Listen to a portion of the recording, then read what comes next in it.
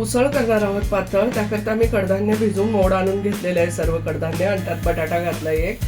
त्याकरता लागणारं साहित्य: एक मूठभर कोथिंबीर घेतली आहे, थोडे अद्रक, लसूण, चवीप्रमाणे मीठ घालायचं आहे, बॅडगी मिरचीचा कांदा लसूण मसाला घेतला आहे, थोडे आपल्याला जिरे लागणार आहे, मोहरी लागणार आहे, थोडीशी हळद लागणार आहे, थोडंसं लाल तिखट लागणार आहे, मोठा कांदा चिरून घेतला आहे, एक टोमॅटो बारीक चिरून घेतला आहे, कढीपत्ता घेतला आहे, धनेपूड घेतले आहे आणि खोबरं तळून घेतलं आहे. ह्याला खोबरं आणि अद्रक, कोथिंबीर, लसूण आपण वाटून घेणार आहोत. त्याकरता तेल पण लागणार आहे. आपण प्रोसेस पाहूया. मध्ये एक मोठा चमचा तेल घातलंय आणि एक चमचा मोहरी घातली. आता जिरे घालून घेतलंय, कढीपत्ता, कांदा टाकायचा.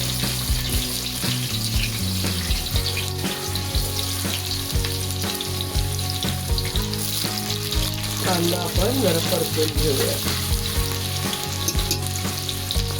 आपण टोमॅटो टाकून घेणार आहोत.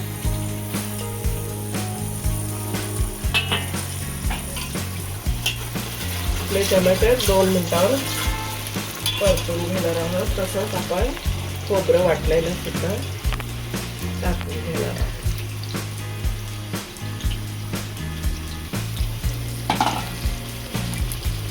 आपण ह्याला 2 मिनिटं परतू देऊ. आपण टोमॅटो, कांदा आणि खोबरं परतून घेतलं. तसंच आपला कांदा लसणाचा मसाला टाकून घेतला, धनेपूड टाकून घेतले, हे शाजिरे, लवंग, दालचिनी, विलायची, गरम मसाल्याची पूड होती ती 1 चमचा टाकली, अद्रक, कोथिंबीर ताजी वाटून टाकली. आपण हे सर्व परतून घेऊया 1 मिनिटाकरता. आपण कडधान्याची उसळ आणि बटाटे टाकून घेऊया.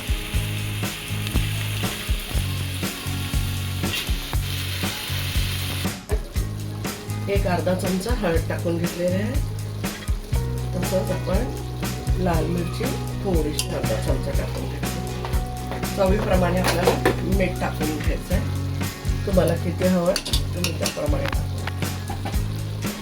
आपण याला व्यवस्थित हलवून पाणी घालणार आहोत. मी गरम पाणी केलं आहे. गरम पाण्यामध्ये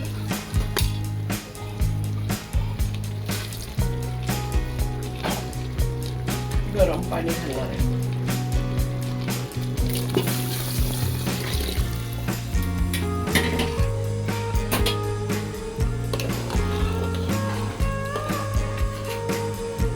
आपण याला 3 किंवा 4 शिट्ट्या मारून घेऊया.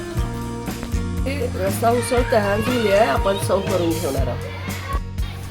उसळ बटाटा रस्सा तयार सर्व करून घेतलेला आहे. मस्त खा, स्वस्त राहा, आनंदित राहा. लाईक करा, शेअर करा, सबस्क्राईब करा आणि धन्यवाद.